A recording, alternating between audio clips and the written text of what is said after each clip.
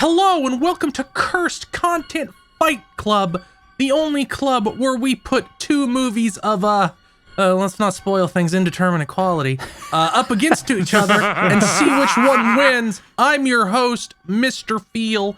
With me, as always, are my co-hosts, Dan and Bob, video games from GigaBoots.com. You're a regular UPN sitcom, Bob. What does that mean? KZ Excellent from KZExcellent.com. I hate evil white men. And Dr. Aggro from Dr. Aggro. I hate evil people of all nationalities. Hashtag them too. Thank you, Aggro. I'm glad we get the full scope together. I don't see color, only evil. Wait, you only see evil? That explains so much about you. Aggro is like the reverse of the three monkeys. He just always has the classrooms they live on. Yeah, he's shooting beams of red energy out of all three holes. See evil, hear evil, do evil. I activated the zero system at some point in 2000, and it's just been running in the background ever since. It's really overheating. unfortunate. Calm down. And because nobody demanded it, which means it's a great content idea, Yup. That's how it always works. we are putting up the Honeymooners live action movie, which yes exists, 2005, starring Cedric the Entertainer, up against the Flintstones live action movie from the 90s. So of course, the Honeymooners first. Of course. Yeah. Yeah, as the format of the last few things we did. What a great theme month that everyone wanted. Yep. The theme month that sucker punched them 3 times in a row. And by then they're like, oh, fucking, I guess. I can't feel anymore. I hate Fridays. They're like a reverse Garfield. I hate Fridays. So is it Monday. Garfield was inverted colors? Is that what's going on? He's buff. Yes. Oh.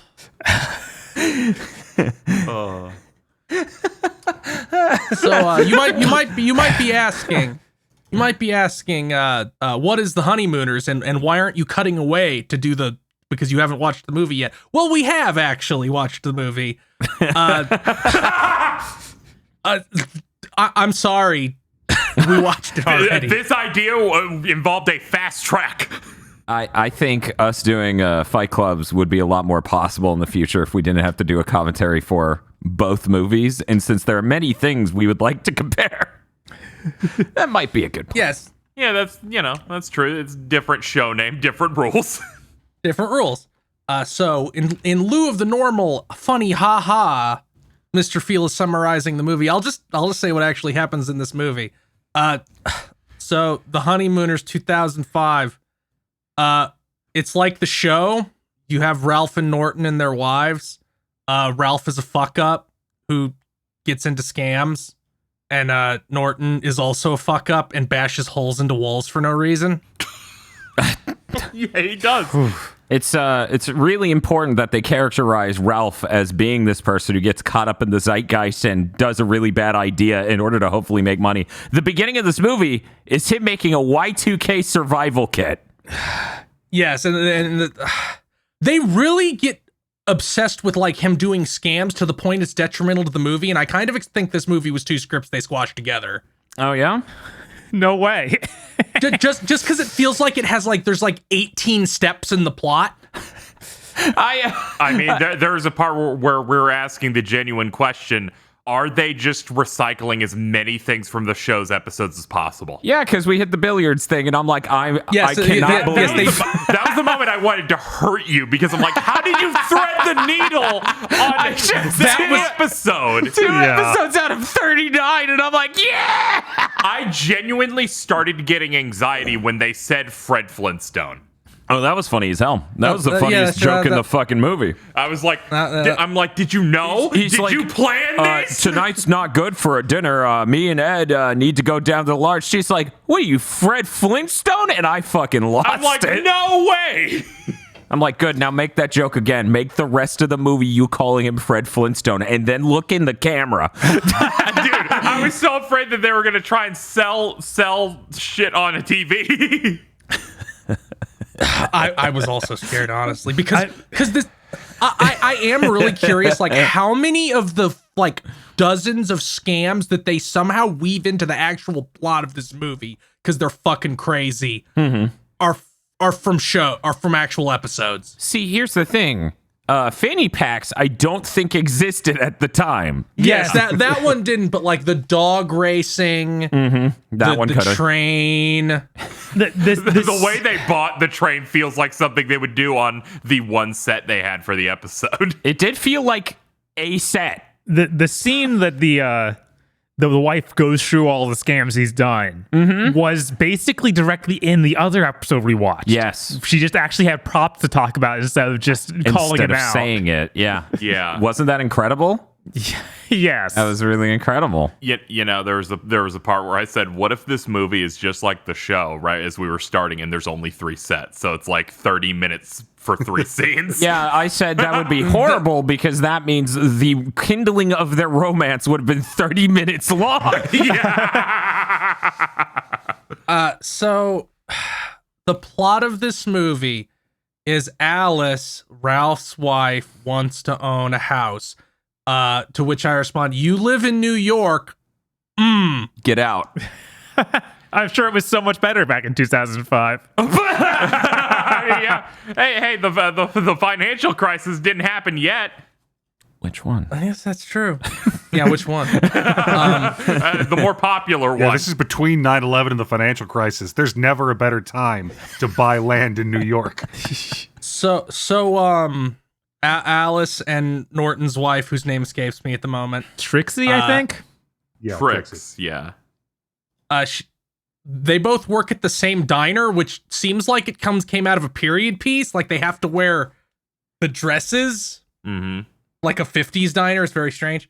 But they run up on an old lady who they know because, you know, it's New York and everybody knows each other. An old lady's like, "I'm selling my duplex. I'm selling it to this incredibly evil-looking white man." It was kind of shocking. He literally looks like he rolled out of a tank. He's like one of the guys who's teamed up with the Nazis to sell out Indiana Jones. I don't know. He's that type of evil white guy where it's like you can't take a punch, but somehow you're trying to profit here. See, he looks like an Omni consumer products executive who was like grown in a lab. Yeah, I mean, that's Eric Stoltz. He looks like the evil version of the guy from CSI Miami. Oh my god. Yeah. I mean, he was the heroin dealer in Pulp Fiction. He was the abusive dad in Butterfly Effect. This is what Eric Stoltz does. He rolls up in a movie to be the biggest dirtbag. Oh my god, he was the abusive dad from fucking. Oh my god. I'm sorry, I just didn't need to remember that movie. It's been 17 years. So she's like, I'll sell you and Trixie my duplex. You can get a $20,000 down payment. And I'm like, fuck you. Yeah. What? This is New York. Yeah. What is that? 1/60th the value of the duplex? What fucking 300-year mortgage are they taking out? Don't worry about it. They're no longer living hand to mouth. But they run and tell their husbands, and it's like, we're gonna do it. We're finally gonna have a house. We each have $5,000 saved, so we only have to get $10,000 in 2 weeks. And then Ralph is like, oh, I ordered a bunch of stupid bullshit because I thought the Mets would win the World Series, so I ordered like Mets things to sell. I think. Yes. Like it's Mets World Series champs, like clothes, which of course they do not win. Well, the thing was, they did win. Yeah. But the merch, for some reason, was of tiny teddy bears. Yeah, I was like, how does this mistake even happen? It was insane. I'm like, in the Honeymooners, I trusted that Ralph was a functioning adult. Yes, instead of just buying boxes based on hope. Wait. What's in this box, mister? You could just have whatever's in this box. it hit the point really quickly with this movie where I'm like, Ralph, we have 5,000 in savings, right? He's like, about that, Dogecoin was going to the moon, okay? Except anyone made money on that one. Yeah, I really don't need this to come back because they will do that. It's And then he's like, okay, I'm gonna buy this old train that's being auctioned off like a rich guy's private train car. I'm gonna buy it and turn it into a tour bus.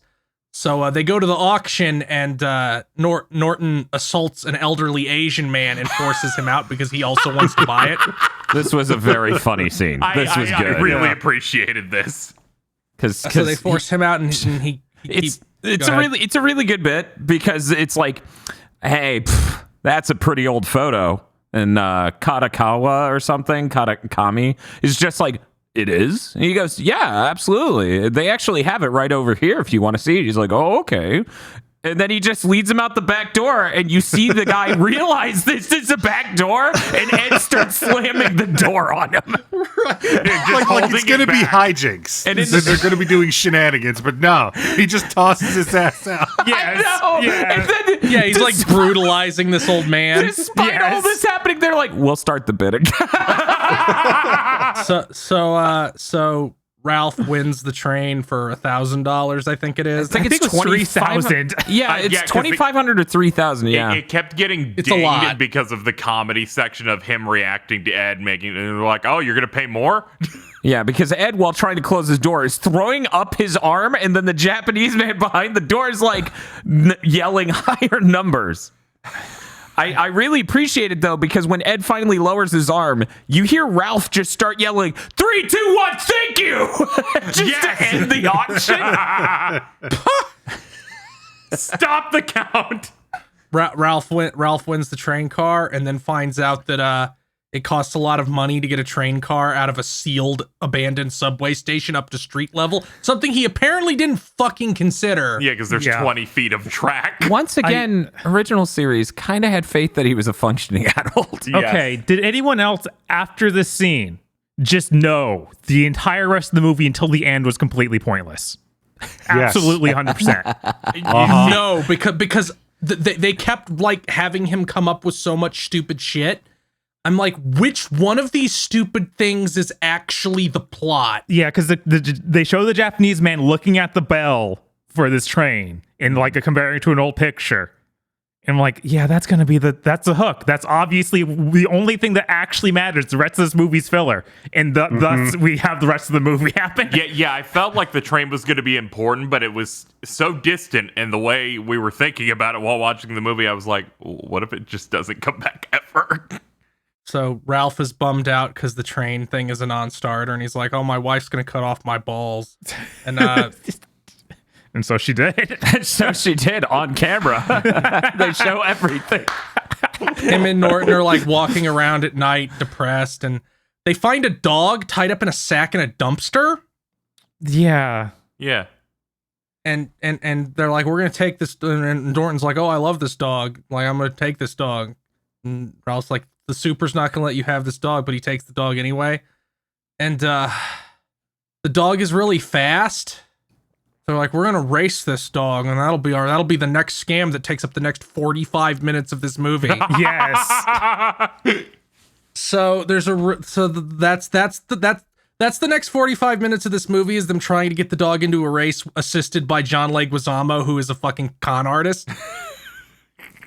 Yeah, best part of the movie. I had a stroke. I was like, John Leguizamo's in this? Yeah, when they do the opening credits and they go, and John Leguizamo, I'm like, what? which does include a funny scene where John Leguizamo like pries open a padlock to get into some place. He's like, what? I forgot my keys. Pretty sure this is just his character from The Pest. It's like every character John Leguizamo plays almost. I mean, they meet him, he's siphoning gas, and he's like, no, this is me and my friend's car. I mean, we don't do this all the time. We do it back and forth to each other. It's hilarious. It's a thing we do. I like to think that this has nothing to do with The Pest, because nothing in my life should be connected to that artifact. but instead is like the prequel story for him and John Wick. Yes. He's in John Wick. Yeah, he's the mechanic. Yeah. in the first movie. Oh, that's right. I forgot. But yeah, I think he shows up in every movie. Like, we see a little bit of him. Yeah, I It's real felt good. like it was a bit more prominent in the first one. Was why I was like pointing to that. Somewhere in this morass of them trying to get the dog on the race, there's a scene with the wives, Alice and Trixie, talking to the evil white man. What is his fucking name? Eric Stoltz. William Davis is the character's okay. name. and he's like, it's not. Hey, I'm gonna turn that whole block into upscale apartments. I'll even save you guys a corner because you guys don't need. He's like presented as the villain, but he's really not. He's barely in it. Mm-hmm. Like he's barely in this movie, but when he does, he like him offering to give these women a place to rent comes off like he's inviting them to be slaves. Yeah. Like it's very bizarre. His tone is very fucking creepy. Oh, but it's like very chipper. He has that really annoying vibe where it's like you're not necessarily evil, but I don't like you, so I guess you're just the villain. Yeah, that's the thing. I feel like you skirt around him being racist to just be a rich piece of fucking shit. It's like when you encounter a person where you're like, your argument's right, but I don't like your tone, so I just hate you. There's a moment when he's talking to Alice, right?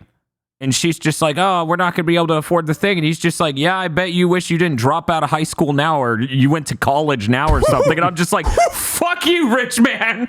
Go to hell. It's like that first scene is insane, and it never gets that high again.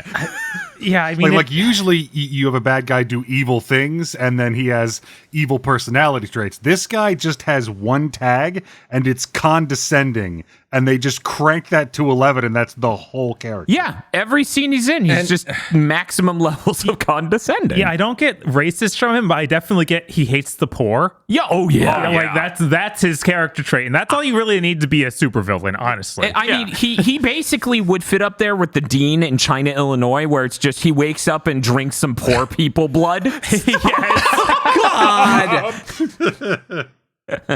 Love that guy. So the fucking 45-minute long dog racing plot includes a bunch more fucking Ralph blowing money, and of course it doesn't work out, so we have to get the unbelievably taxing and terrible and forced to be included in every movie where there's like two characters where they break up. Yeah. Like they have the fight, which will be resolved 15 seconds later because they only do it at the end of the second act. You're right. It's like Or there's in no this case, time to do almost the this. end of the movie. This movie had 12 minutes left when that fight happened. So he pisses off his wife and she fucks off. He chews out Norton for shit that's obviously his own fucking fault. And Norton gets pissed and leaves, and he's like wandering around the train again. He goes down to the fucking sewers and finds the train that he bought and is like, I'm gonna set fire to this stupid investing book that I've been taking advice from the whole movie and a bunch of other shit. And then when he's burning it, he's like, wait, maybe I can sell the train to that guy we abused out of getting it. Who has not called the cops. Who has not called the cops. So he sells the train to that guy for $25,000. Edgar, that's because he's nice rich man, not evil rich man. That's true. Yeah. I kind of got the impression that the Asian guy was also kind of a scammer. I Where think it's like I know the twist of this bell, so I want to buy this train. oh yeah, he's smart, but he's not like evil or malicious necessarily. Right. He just wanted to go to the auction and get something he knew was valuable. Yeah, pretty much. He's a normal human being, which is a rarity in this fucking movie. Also, real quick, because I know I'm not going to get a place to stick these in the segments. Okay.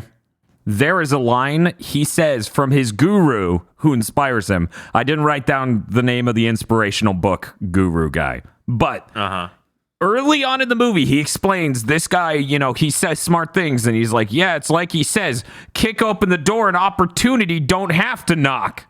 And I'm like, Opportunity's knocking to let you into its house. Wait. Yeah, it's like opportunity comes to your door. You just kick down your own door. Yeah, it's like this doesn't work no matter which way you fucking put it. Which is probably intentional because the book is full of bullshit. Yeah, I thought that was really funny. I was like, this metaphor breaks apart entirely. Like, you're either kicking down your own door and now opportunity isn't even there. Thinking about our normal segments, there was something I wanted to like bury in here since it wouldn't come up naturally. Okay. We noticed the bus that he drives throughout the film. On the front of it has an ad. An ad for Pepsi Edge. Yeah. A soda I've never heard of. And then we went, oh, it's like, it's just one of their off brands they had in the aughts. And I'm like, okay, that's a weird, tacky advertisement that's right there in the front in a couple of scenes. This movie came out in June of 2005. That flavor was announced and released in early 2004 and was discontinued a few months later. So I don't think it was. I don't even think it was product placement. I think it was just when we were filming this, that was the ad on the bus. Yeah, that's how it comes across. It's really funny that it's like you watch this movie and it's like even if you saw it in theaters, there was no hope of getting that drink. Ever. Yeah, I as I said when it first popped up, I'm like, Pepsi Edge. Okay, as a soda junkie, an absolute fucking addict who's tried everything basically that came out while I was alive, at least from the age 15 on. I'm like, that shit was not at a store by the time this movie came out. It did not last long enough. There's no way. Then KZ looked that up and we confirmed, like 5 months. It lasted something like 5 months or something.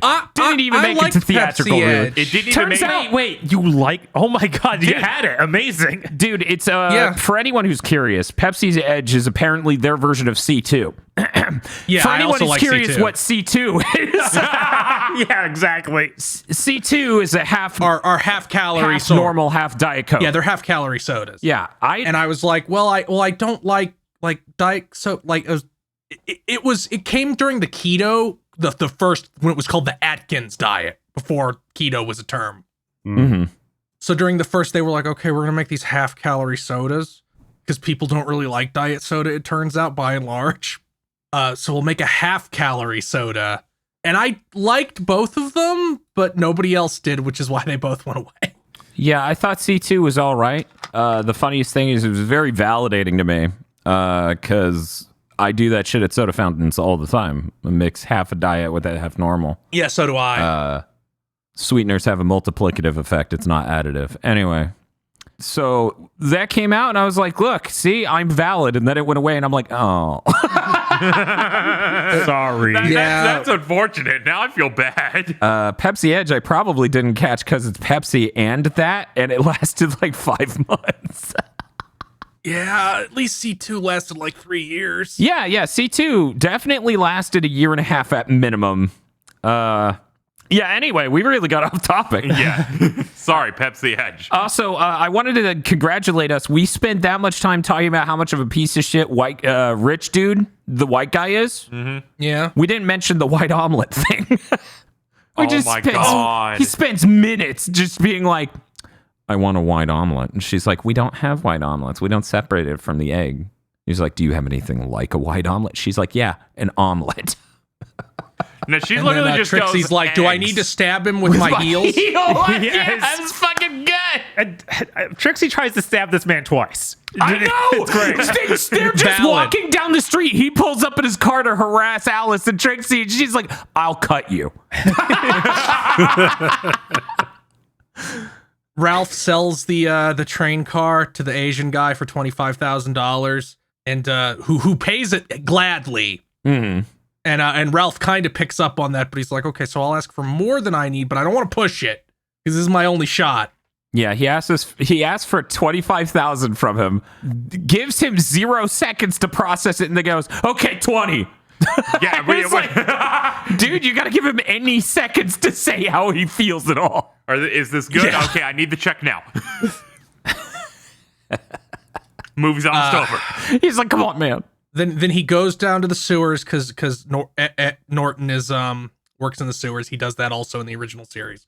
They reconcile because he needs because he needs Norton to lead him through the sewers to get to the diner fast enough to buy the duplex before the lady signs the papers with the evil white guy, which is happening at this diner for some reason. It's the only not place like a he'll real meet- estate office. This is the only place she will meet him. He doesn't trust this dude. Yeah, it's a neutral meeting ground where all big business deals occur. we had this set. Yes, we have the Denny's. So they get there, they successfully buy the house because the old lady's like, I'd like my home to remain a home and not be made into apartments for a transparently evil piece of shit. And then he goes to reconcile with his wife. He takes the bus from his job and puts like the destination as second chance. They give the really generic speech at the end that's in every one of these aughts movies where the fat fuck up has to fix his marriage with his wife. Or it's like, the only thing I've never fucked up is being in love with you. And she's like, aww. And then he reveals he bought the house, and we cut to the two families moving into the house, helped by John Leguizamo, who is now a mover. Yes. He had many jobs. Helped is strong. Except he's making them do it and supervising.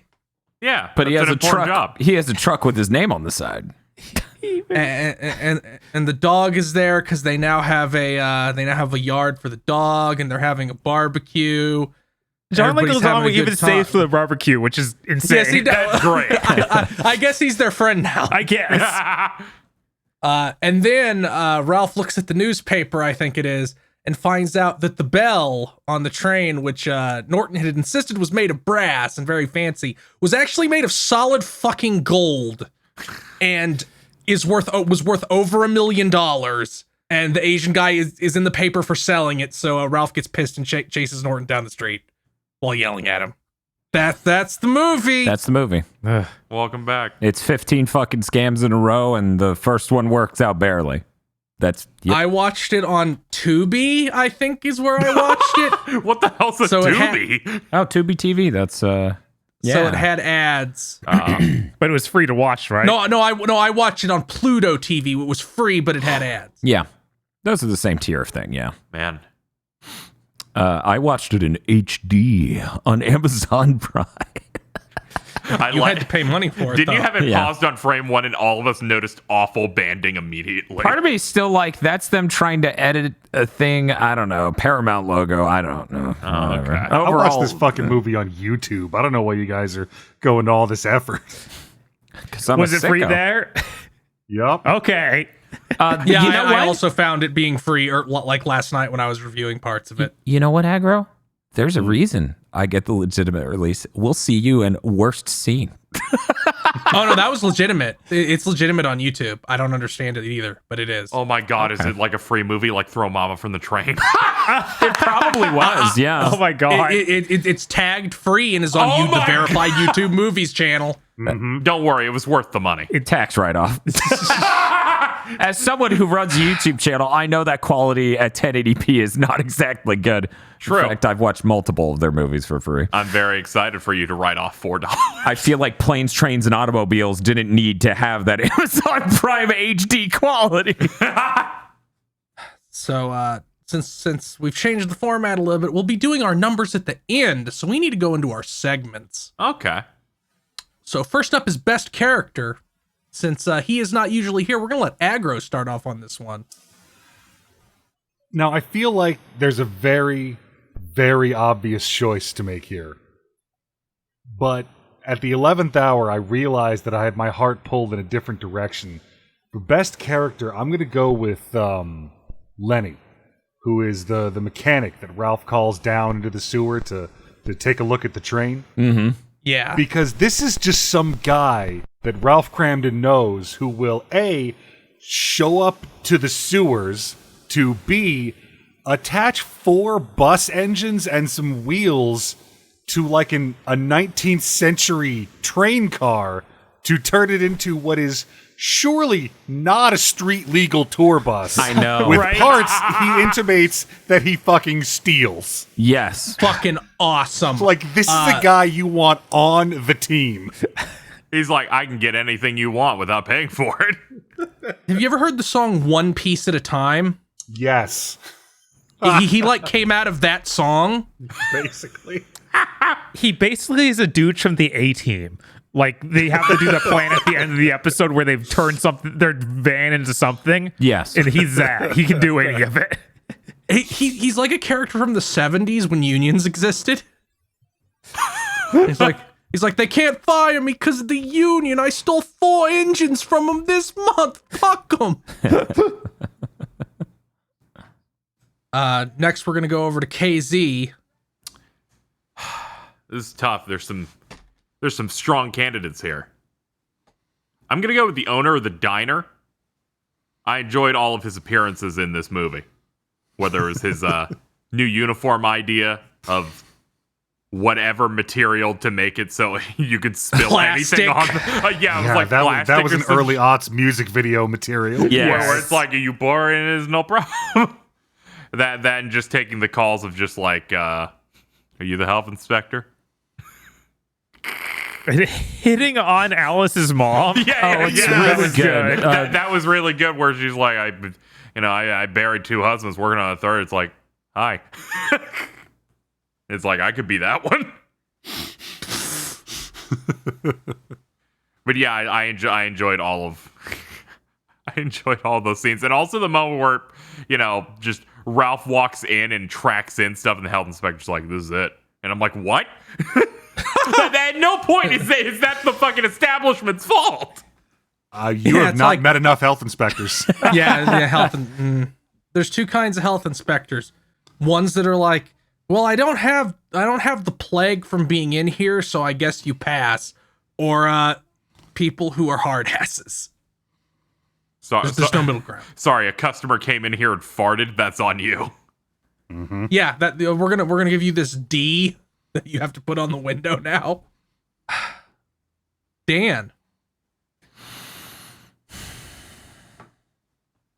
It's not always golden material, but John Leguizamo's character in this Dodge is really good. Yeah, he's the best part of this movie. Easy. Yeah, he's really good. He definitely is.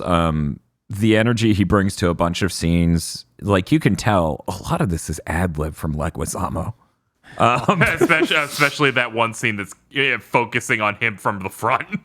Yeah, there's a lot of good moments where they let him just go. There's one of my favorite moments from Leguizamo outside of, cool verbal jokes they deliver is the moment a cop car goes by in the background and he's like, "Oh, it's the cops," and they all just crouch like it's a video game sightline and the cop just leaves.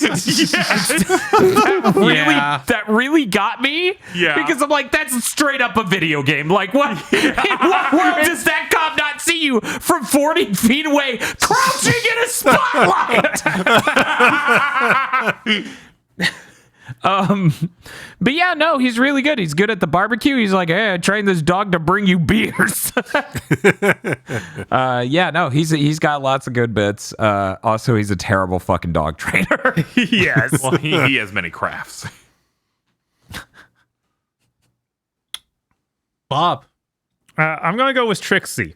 She doesn't have as much screen time as she probably should, but every time she shows up, she threatens to stab someone. Yeah. Or is generally a decent person. And as it turns out, she threatens to stab the same guy over and over. And as someone who definitely agrees that guy deserves to be stabbed, Yes. it makes her the moral center of this movie. Yeah, she does have that energy.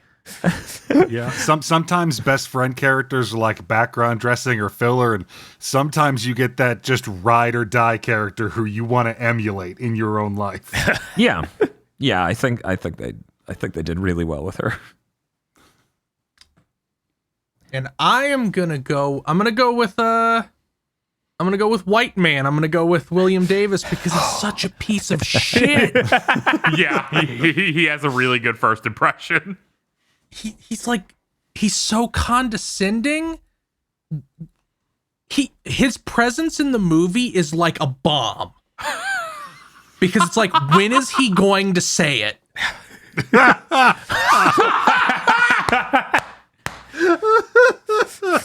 He's just at the diner and you can hear him boiling like a water kettle.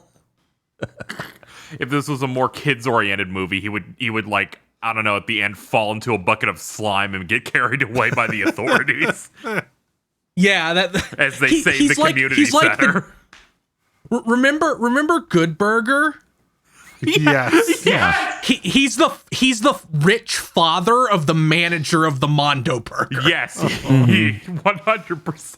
Yeah, He's such an effective villain, and he never actually does anything that's evil other than treat people poorly. Yes, which is very funny. They're like they're barely even like directly opposed, even though they are. Like only one of them can get what they want, but it's just like, hey, and they walk by each other in the hallway. Yeah, there's literally only one moment, and it's when he tries to stop the dog race. Yeah. He keeps a greyhound out of the racing scene. That's a positive thing in my book. Yeah, I know. And it's like, oh, you stopped him after you had papers forged for this dog, so you really shouldn't be doing it anyway. It was so weird because it's like that's also basically his first meeting with the husband. Yeah, how does he know them? Well, they do have one thing where he gets their name.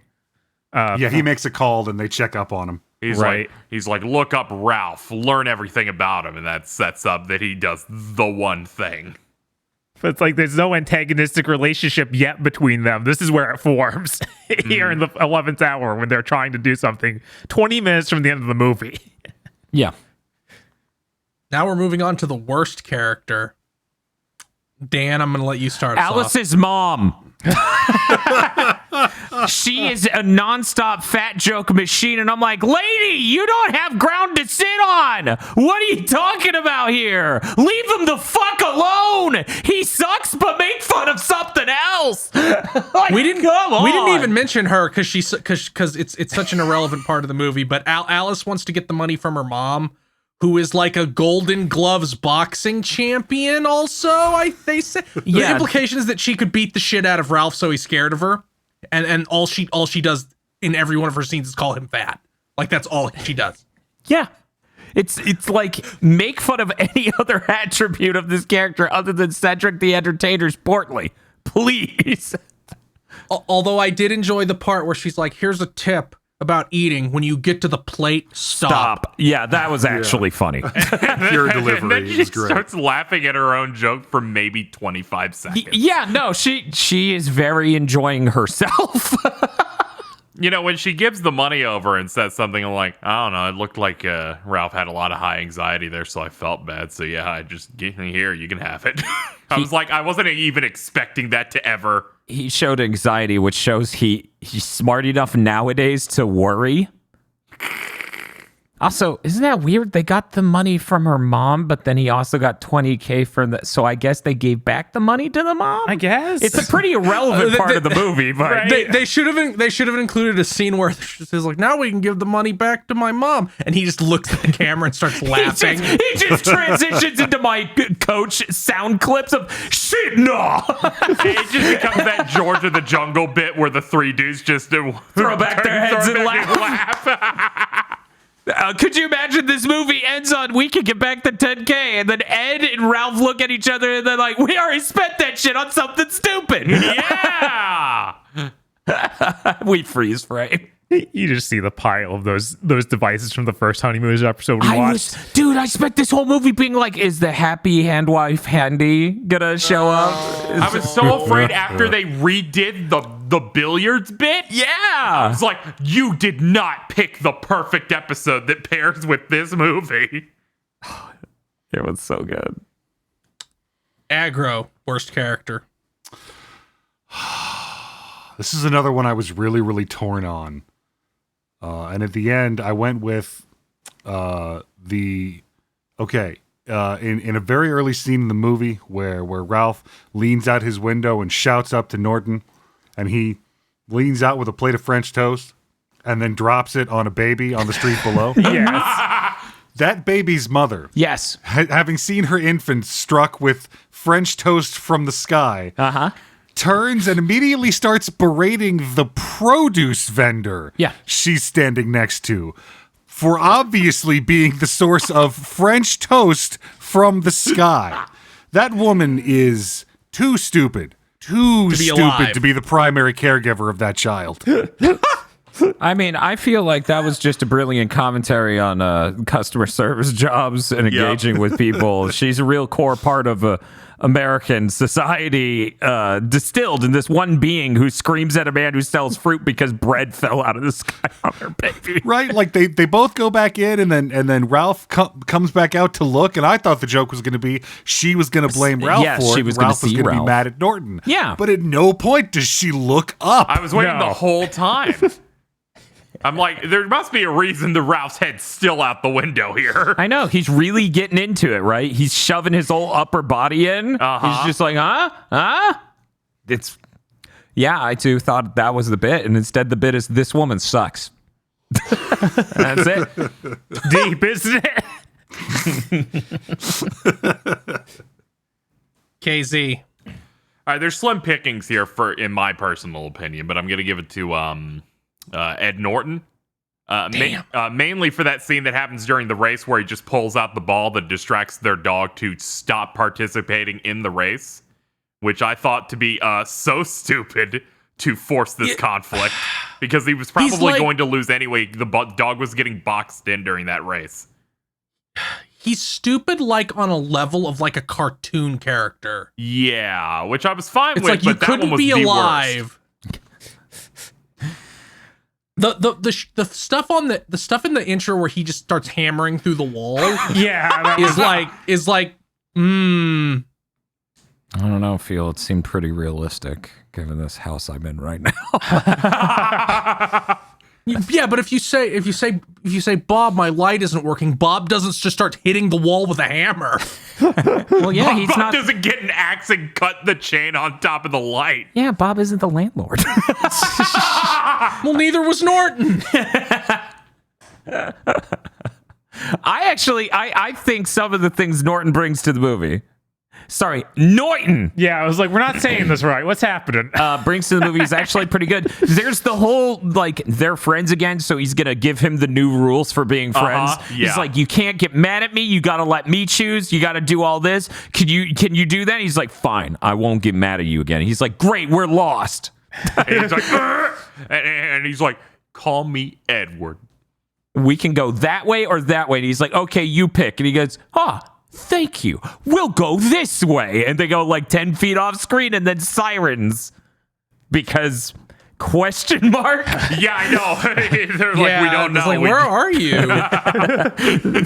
They're breaking into the sewer of a mansion? I don't know. There's a dragon that way.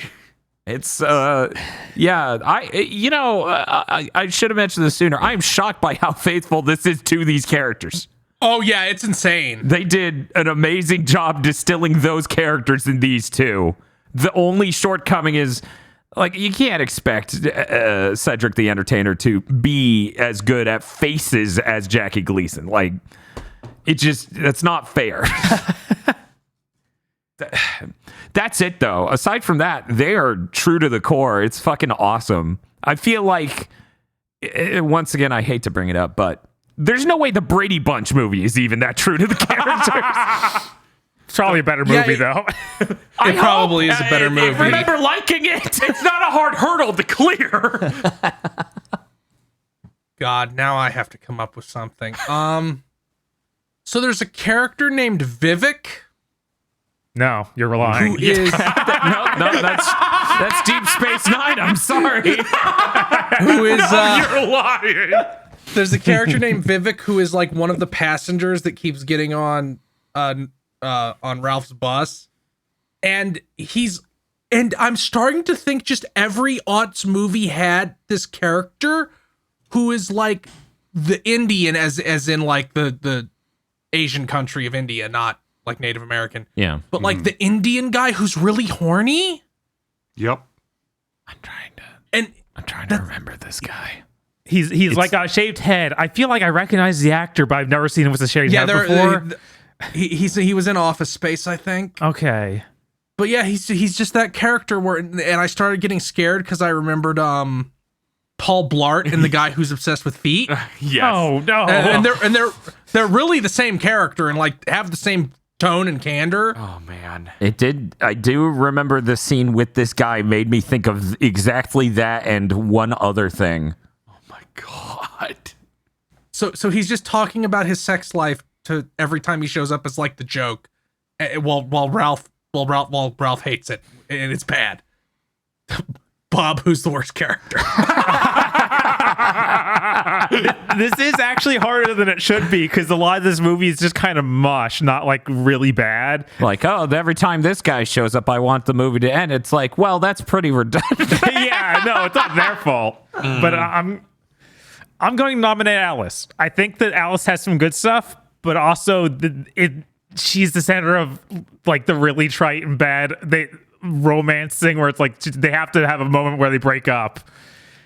And it's like such a typical 90s movie thing. I mean, or I guess early aughts movie thing. Yeah. It's a movies thing. It is a movies thing. It's a bleed over thing. She's so incredibly generic even compared to what she was in the show. I feel like she was more cruel in the show. Yeah, she like there's not like any really good clever bickering between them.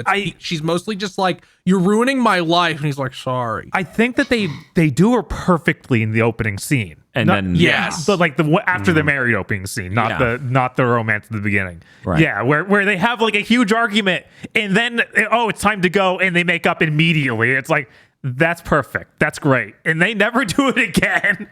It's also, you can be disappointed in her because at least twice the Pepsi Edge is her fault. Yeah. That's true. It being literally the center of the camera as they make up at the end of the movie. Wait, was the Pepsi Edge there before the 6-year time jump? I think it was, but I'm thinking back on that. I'm like, that can't be right. I think it is because they don't do any effort for the 6-year time jump. I was surprised when they did it. Because no joke, I'm sitting here remembering the Pepsi Edge thing, and I'm like, I must be misremembering because I remember it being there before the time jump. And then you said it, I'm like, oh god, oh shit, you got to be kidding here. Yeah, that's not just me misremembering. One moment, I'm checking the movie. Yeah, it's on YouTube. Yeah, I mean, I just rolled my eyes during those scenes where she's like, "You haven't even looked at the house yet." Yeah, that's how I know you truly aren't doing anything to try and help me. I don't know, every time she was on screen, I'm like, "Oh, Gabrielle Union, you're in so many better movies. please go back." Yeah, I know I've seen her in better movies, but frankly, I don't know what. This movie on YouTube is 480p. Yeah, so it looked exactly right. I was like, good enough. You're watching it on cable TV, Dan.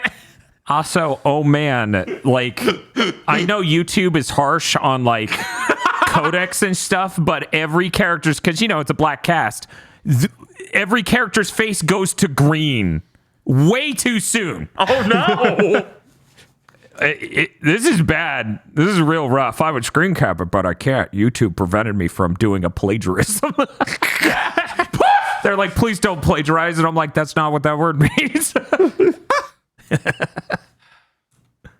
Well, now we got to move on to best scene. Sorry, Bob, you have to go again. What's the best scene? We already talked about it, but I think like it is the best scene in the movie. I can't deny it. The scene where John Leguizamo is breaking into a dog kennel, and they have to do a mini crouch to make a cop not see them. It's like a fucking stealth mission in a PS2 game. Yes. And then the camera turns to 180 and they get the platforming challenge. Yeah. Yeah, the caution meter just unfills, and then everything's back to normal. It's like a really rudimentary one. It's like, we don't have noise. We only have line of sight. Yes. Okay, no, Bob. Before the time jump, it is a Remax sign, not a Pepsi Edge sign. Thank God. Pepsi Edge, a real popular 1999 drink. Yeah, after the time jump, though, they find time to work in some Pepsi Edge. Oh, thank God. Don't you worry. When this movie was doing that opening sequence and talking about being before 2000, I was like, why though? Why are you pretending this is a period piece from 5 years before it came out? I was like, that hardly gets you anything. I'll go next.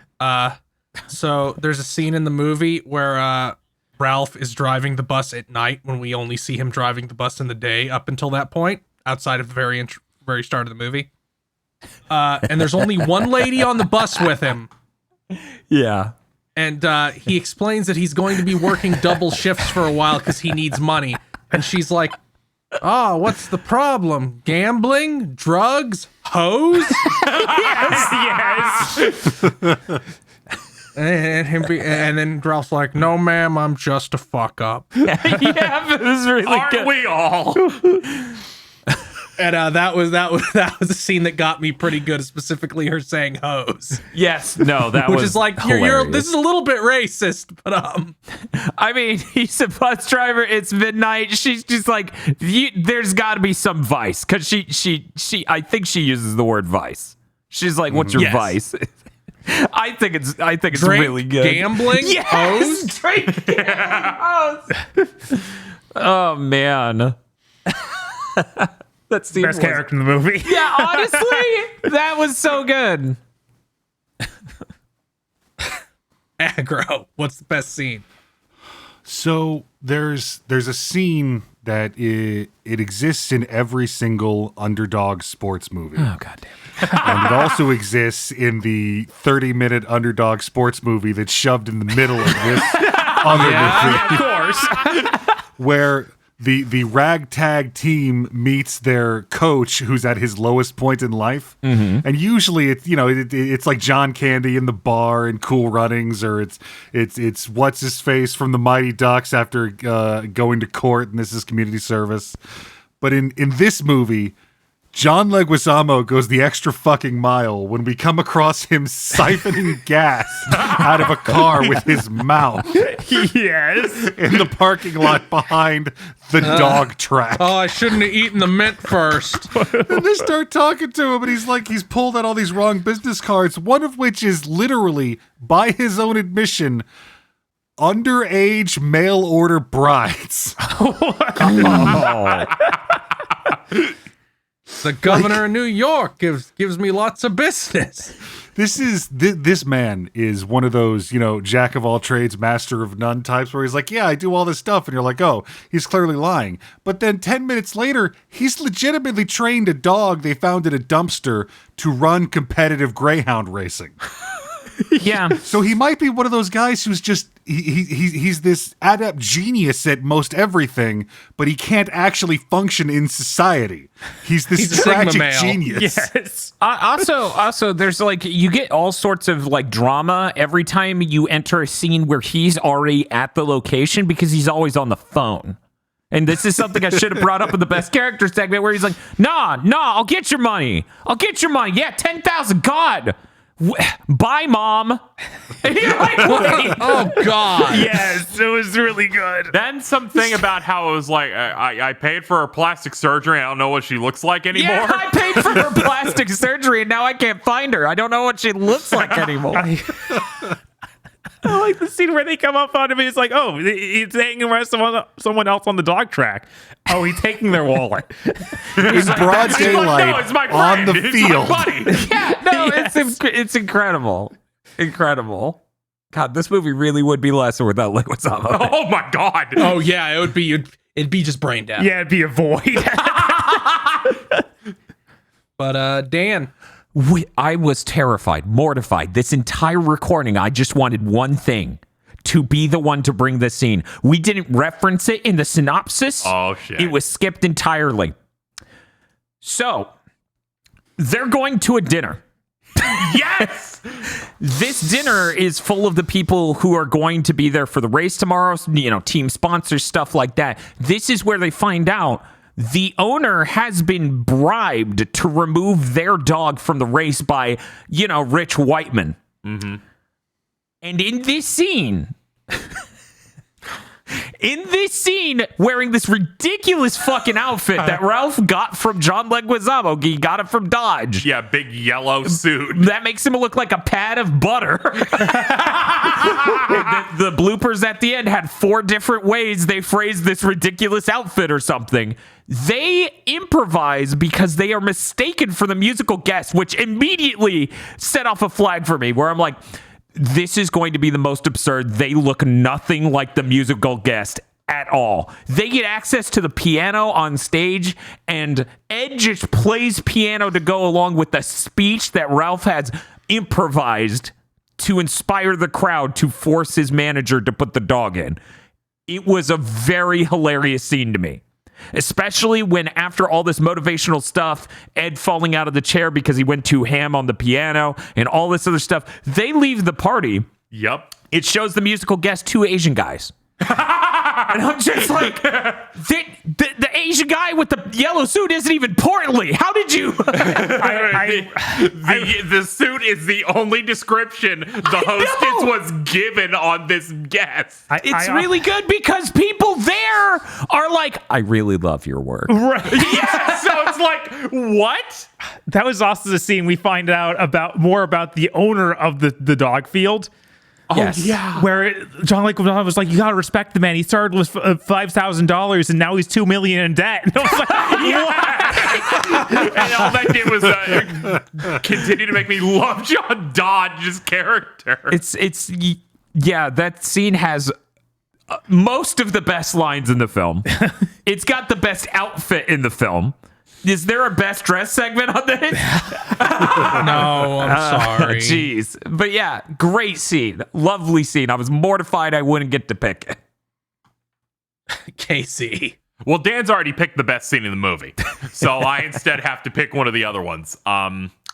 The auction scene in which they just bully Kawakami, the Asian businessman, by just pressing the door against him and not letting him back in. I found that ridiculously funny of just bullying this dude. Mm-hmm. And just the energy of him like, no.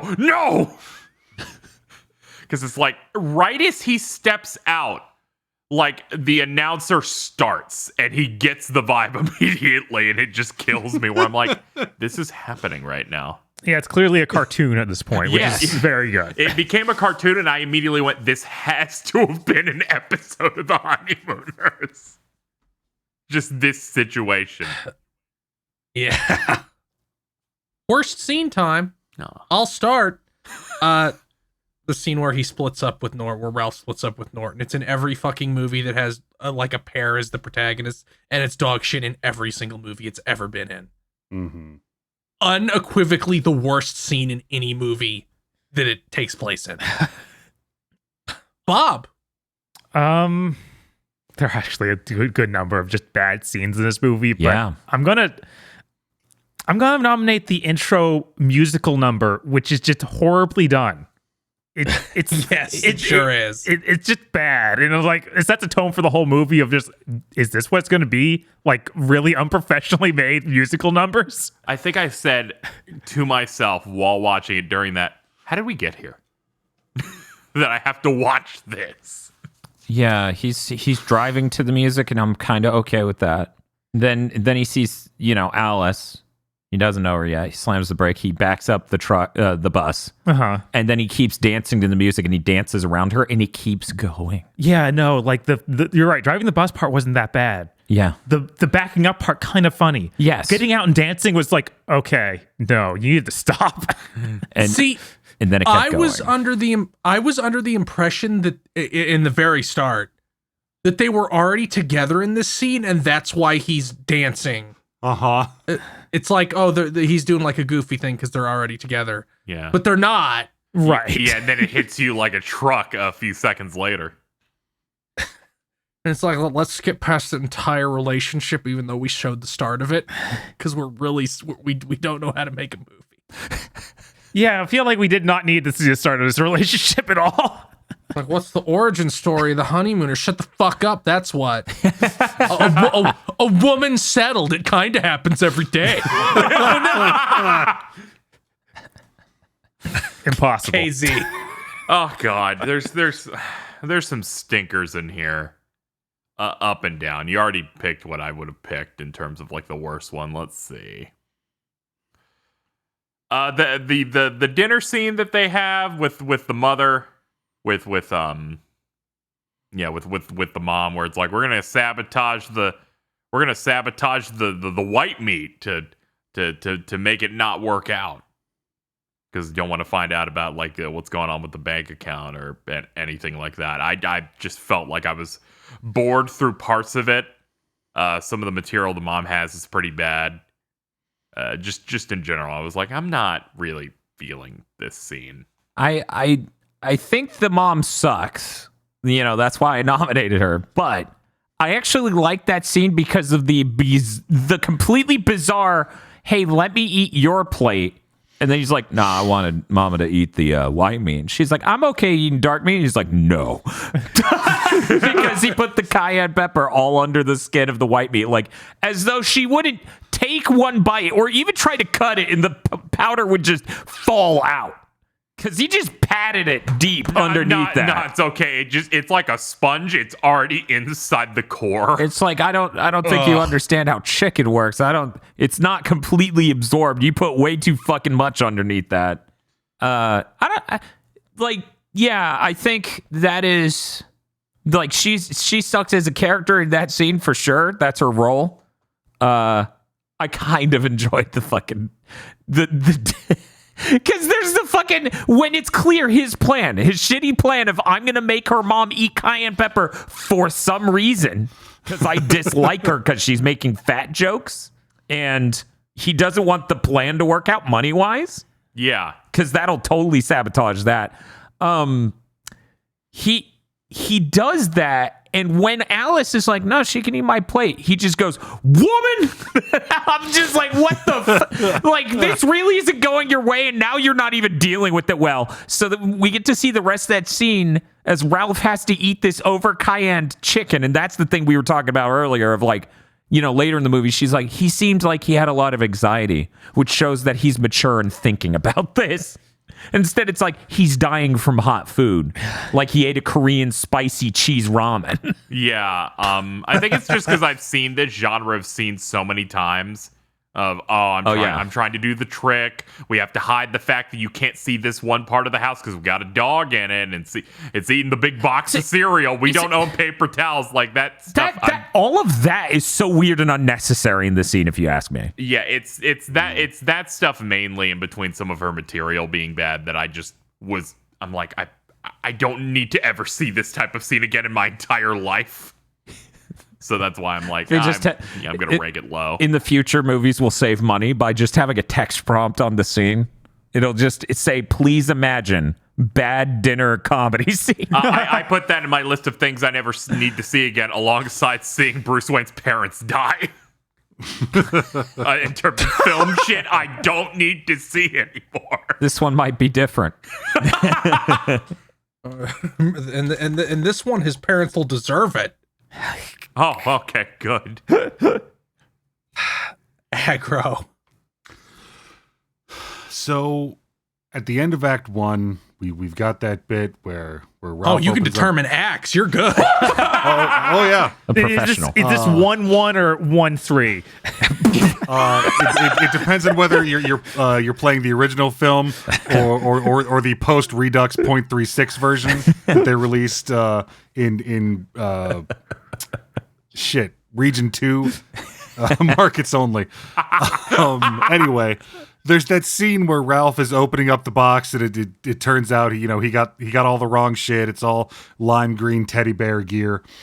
Right before that, there's a sequence that it was so unrealistic it took me right out of the movie, where they depict the Mets winning a baseball game. Yeah, I noticed that too. It's weird. And it's like you're in some fantasy world and you just can't understand. Right?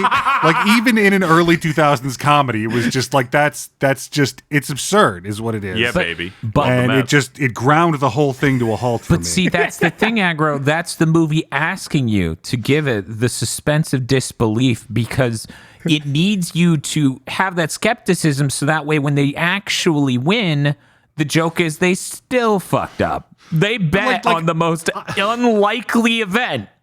I have a suspension of disbelief like my car has a suspension. But if I drive it over a fucking log, it's going to break.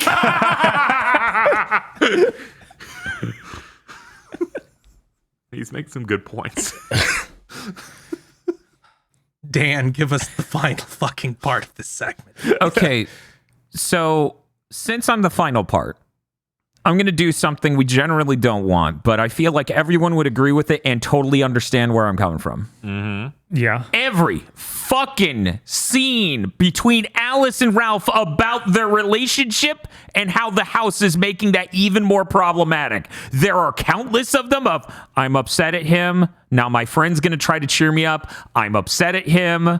It's just, the movie would be so much better if you just removed all of that. Yeah, that's why they spent too much screen time on it. Yeah, I didn't want to choose every single one of those like you did, which is why I didn't pick that, because it's the worst. You can't even tell them apart. They're shades of gray.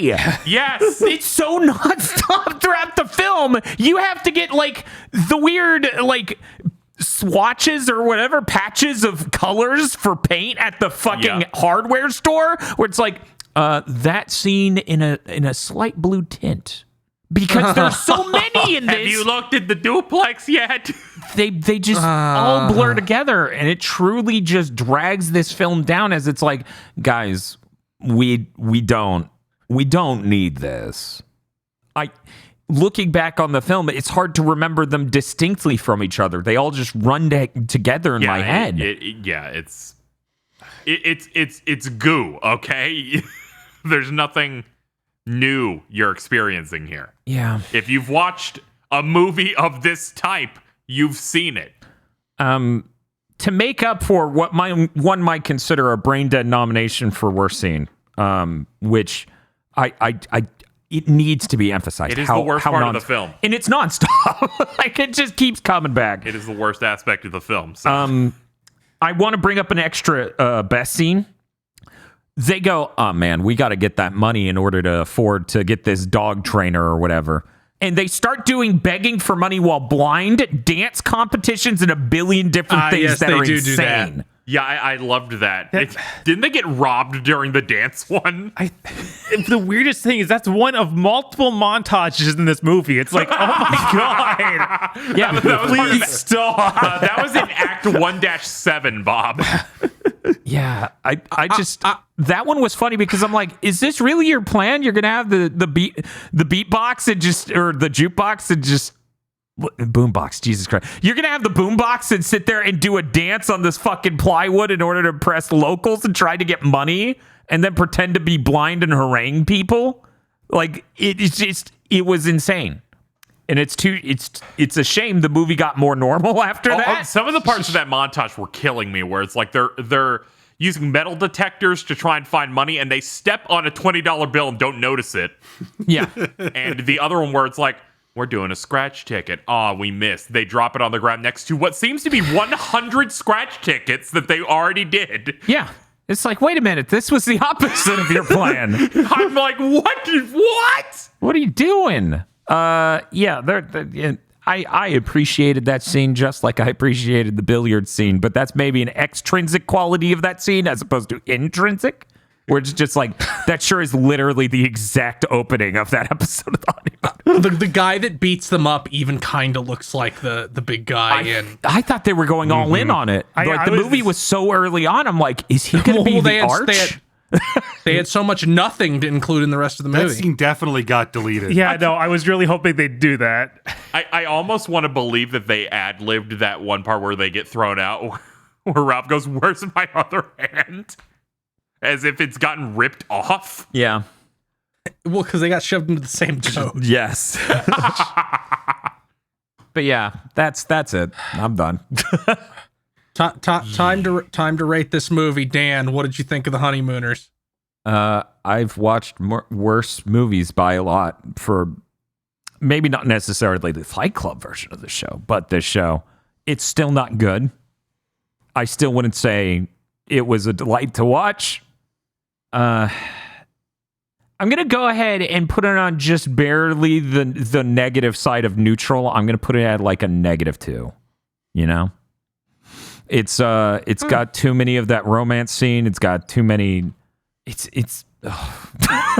Yeah, I'm gonna put it at -2. Is a good term. Bob. Yeah, I'm gonna put it on -2 as well, because it's not like gross. There's no point in this movie where I'm just like, ugh, I don't want to watch anymore. It's like, there's no strim. Yeah, it's just all goo. Like there's some funny bits with John Leguizamo, but everything else is just mush. Yeah, it's like, hey, you want to come over to my house and eat? It's like, no, last time I came over, you fed me a pound of instant mashed potatoes with no other vegetables or food. You didn't even give me butter. There was no salt. Starch. You didn't even make it with milk. You just made it with water. KZ. I'm also in that general range. I think I'm going to give it a -2 because despite whenever it's trying to be this factory-made love story, generic movie of the late 90s, early aughts, it's really terrible. But when John Leguizamo's on screen, they're doing something, they're ad-libbing some funny bits, and that's when it breathes life into the film. And it would be a lot higher up, but the things that drag it down so much that it just feels like I could watch this anywhere. But we've watched so many worse things on this show. So this sits comfortably at a -2 for me. Aggro. I'm going to be a little bit more generous to this movie. I'm going to give it a 1. It was honestly a lot more sincere and well-intentioned than this project really could have been. Yeah. It could have been a lot more cynical and like with a modern twist. Yes. Yeah. Well, thank God it's not that. Like they really nailed the main 4 of the cast. It's like I said, it was a nice, well-intentioned early aughts comedy, which means it didn't make any sense and was kind of bad, but had a bunch of actors where you're like, oh, hey, it's that one. Yeah, nice. Yeah, they got work. Cool.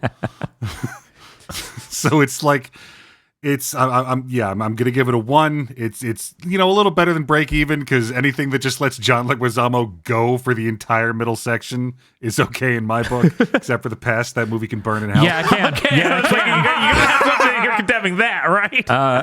What is it? The fucking matriarchs, the patriarchs of -5s would probably be To Boldly Flee and The Best. True two titans. I'm gonna be slightly more negative on this movie because it's like poison for me specifically. Because it's just all these little scenes that are just, there's a really stupid confrontation. Mm-hmm. That's every scene almost, and I fucking hate those kind of scenes. And that's every scene in this movie. So I'm gonna give it a -3. That we have watched much worse things. Yeah. Oh yes. But this is. Roger Ebert gave this a 3 out of 4. Whoa. And I think from what I've, because he also really liked the what is that motherfucker's name? Adam Sandler. Yeah. He really liked the Adam Sandler Longest Yard also. And I'm like, he just must love compromise movies, when the whole family is together. And it's like, we have to go to the movies. The 4-year-old has to be able to see this, but half the adults will cry if we have to see a cartoon. What are we seeing? I guess the Honeymooners. Yeah, and that's most of my movie going experience as a child. So like, I didn't understand movies could be good for a while. I'm gonna be honest. I enjoyed The Longest Yard. I get tumbled out of the van that is my childhood watching movies into Aggro going, hey, I own every Planet of the Apes, and I'm like, hey, this 2-1 is pretty good. This is much better than when I had to watch Epic Movie. Yes, it's much better than Malibu's first one. Now that's a fucking film, baby. Does anybody have any final thoughts on The Honeymooners other than don't watch it? I think everyone's scores are really fair. I agree with exactly what Aggro said of this could have been way more cynical and way harder to watch. Yeah. I was worried it was that the whole time. I'm like, oh, God. I spent the whole movie going, wow, this is really like post 9/11 make something really comfy kind of filmmaking. Yeah. It's... in many ways, it was better than I was worried it would be. Maybe Roger Ebert was a fan of The Honeymooners, because once again, the characters were really faithful. Yeah, I think they nailed that. Oh yeah, it felt like the exact same. Yeah. Yeah, it actually did, especially Norton. That's just the exact same character. That billiard scene, I'm like, this is the exact same thing. It's just not nearly as loud with him yelling of "just do it." Yeah, they got the dance and everything. God. It's really good. The waving the stick on opposite ends over and over of the billiards. Oh yeah. Yeah, they got it. I wish the movie went off a tangent there, and that guy, the huge dude, was just the arch the entire rest of the I would not have been That able would to have been handle funny. it. I could not handle it just being the movie version of an episode. He's like, Ralph, stop dodging the fight. For 90 minutes. Like, I don't need I don't need that. And then it's like, I misremembered the next movie we're gonna watch that had the Great Gazoo in it. Next time, the Flintstones. Please be better. Please be better. Please be better. If it's not better, I'm going to just stop trusting every opinion Child Me had. Yeah, I know. This is do or die. Let's hope it yabba dabba does. This month's GigaBoots videos were brought to you by the continued support of our executive producers, such as Esme, E. Lee Broyles, Star Falcon, Spaceman Spiff, Red Blaze 27, Brendan O'Sullivan, Burning Pepsi Man, Adam Admar, Cooper Tank, and Virmvarm. Thank you very much to our executive producers, and also these gamers. If you want to support GigaBoots so we can continue the content crunch, then head on over to patreon.com/GigaBoots today.